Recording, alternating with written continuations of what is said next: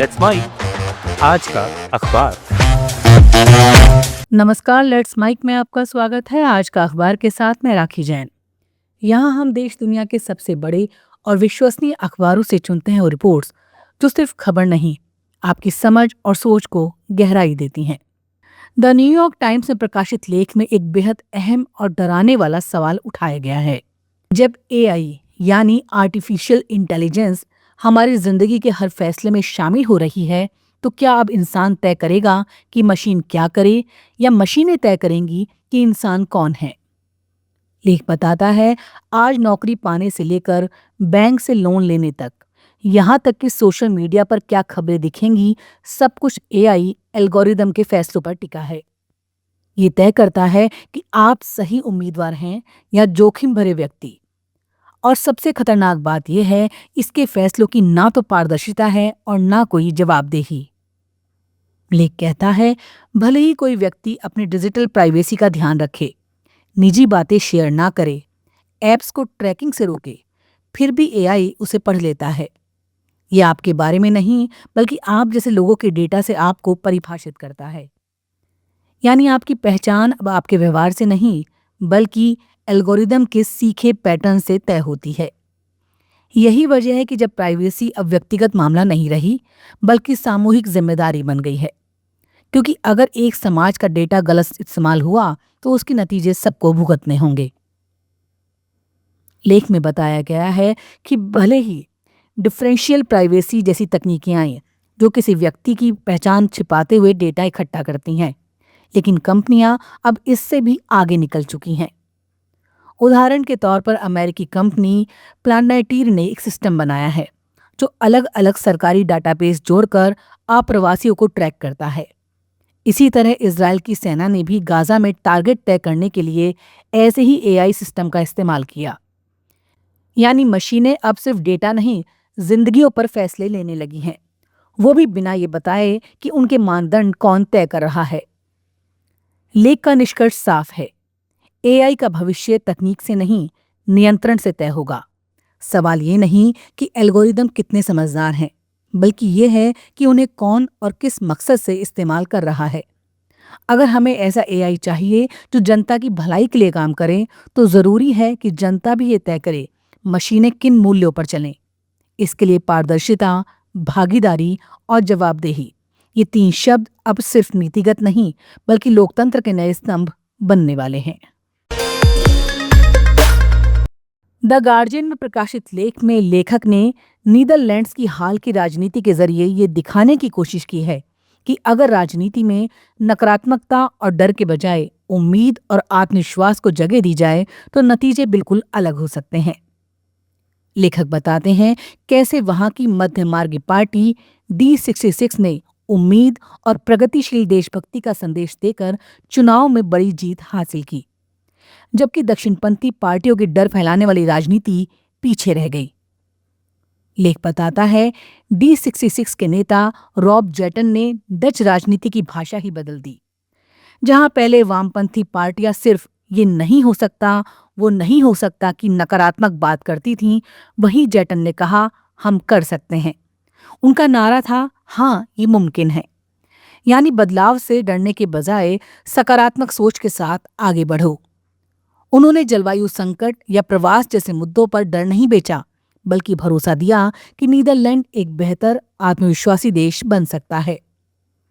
एक दिलचस्प मोड़ ये था कि D66 ने देशभक्ति को सिर्फ दक्षिणपंथ का एजेंडा बनने से रोक दिया। जेटन ने कहा, हम भी अपने देश पर गर्व करते हैं, लेकिन अपने तरीके से। इसका मतलब था कि देश से प्यार करने के लिए दूसरों से नफरत करना जरूरी नहीं। उन्होंने बहसों में दक्षिणपंथी नेता बीट विल्डर्स को इसी सोच से घेरा, यानी मैं भी नीदरलैंड की रक्षा कर रहा हूं, लेकिन एक खुले बराबरी वाले नीदरलैंड की। लेख ये भी बताता है कि जेटन ने आर्थिक मोर्चे पर भी सटीक संदेश दिया। अमीरों पर टैक्स बढ़ाना, मेहनतकश लोगों को ज्यादा इनाम देना और विरासत पर कर को न्यायपूर्ण बनाना। उन्होंने कहा, पूंजीवाद विरोधी नारा नहीं दिया, बल्कि साफ कहा कि आम लोगों को उनकी मेहनत का हक मिलना चाहिए। और इस ईमानदार बात ने जनता को छू लिया। अंत में लेखक कहते हैं, आज की दुनिया में जब राजनीति डर और विभाजन पर टिकी दिखती है, D66 की जीत ये याद दिलाती है कि उम्मीद बेची जा सकती है और ये कमजोरी नहीं बल्कि ताकत है।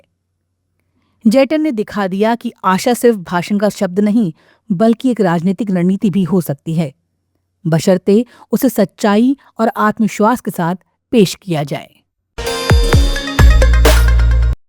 अल जजीरा में प्रकाशित लेख में अमेरिका के लैटिनो समुदायों के बीच उठे डर और असुरक्षा की भावना को सामने लाया गया है।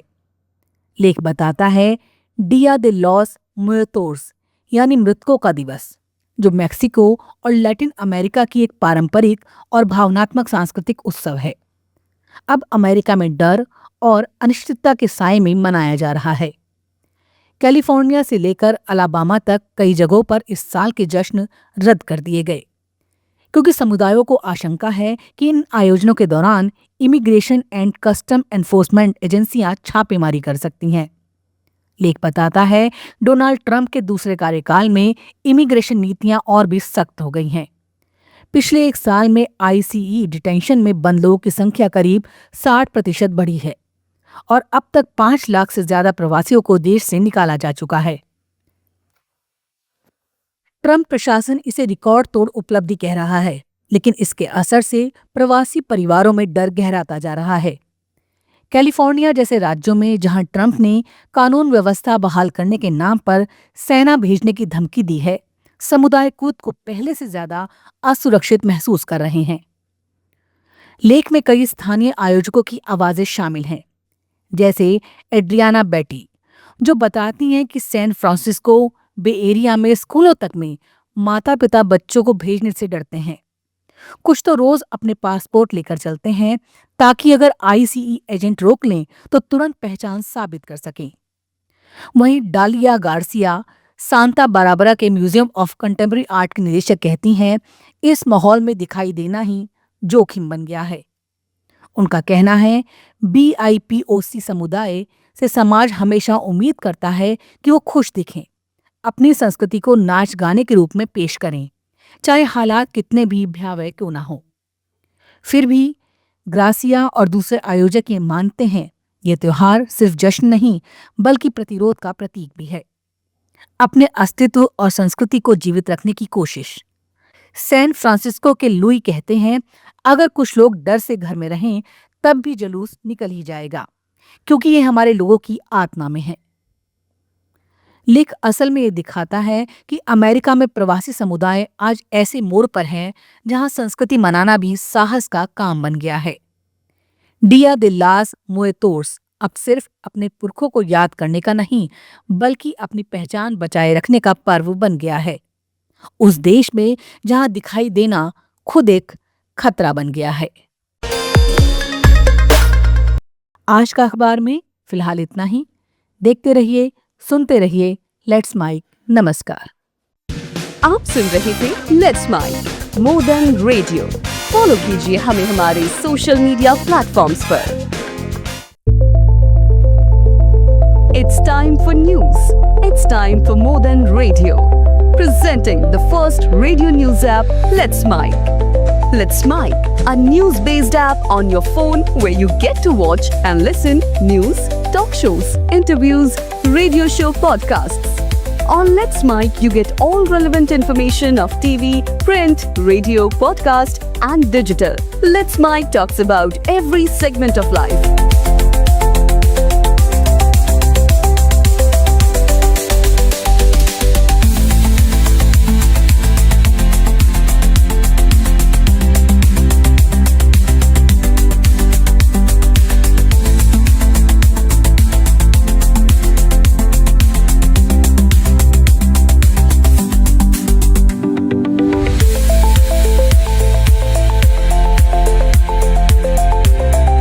Download the app now from Play Store. Available both on Android and iOS mobile phones. Follow us on YouTube, Instagram, Twitter, LinkedIn, Facebook, Telegram, WhatsApp, Snapchat. Let's talk, let's connect and let's mic. आप सुन रहे थे Let's Mic, More Than Radio. Follow कीजिए हमें हमारे social media platforms पर।